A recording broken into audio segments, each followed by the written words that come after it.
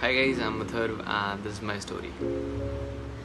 Firstly, I would thank the Smiler Foundation for giving me this opportunity in order to talk about myself and what my music journey was. So, how did it start?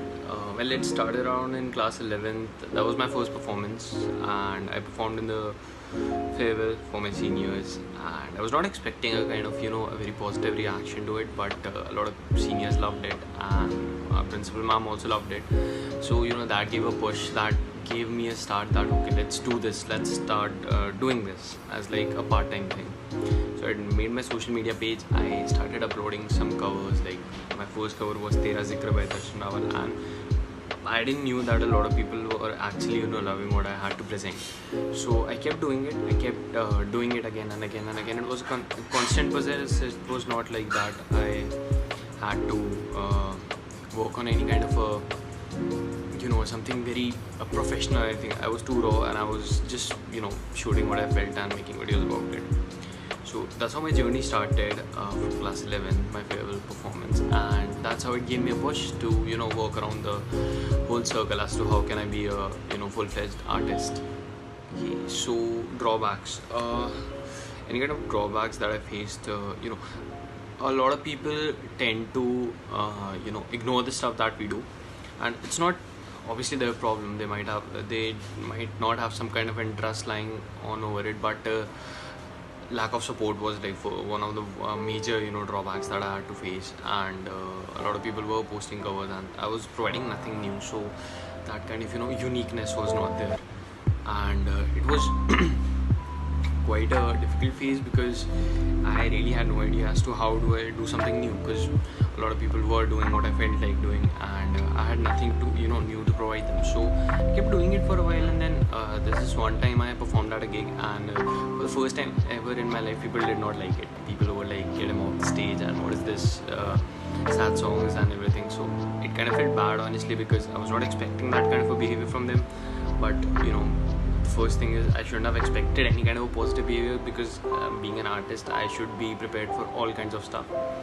So there was one of the drawbacks actually that I had to face, and I think it took a very it kept going around in circles. There was not there was no stopping to it. Once you get in that phase, yeah, maybe the thing that I'm doing is not good or not valid enough, then they keep doing it, and I was not in a very good state at that point of time. I was very less confident. I had no idea as to how to perform, because any kind of lesson that I would like to give, see, I'm not that of a full-fledged artist. I'm not that popular or anything, but one lesson is like that I would love to give is that be consistent in what you're doing, because there are going to be a lot of people better than you who might be doing something very much less, but they must be doing like much better than you. So be consistent in what you're doing, because if there's consistency, you see, if you provide kind of content to something or someone,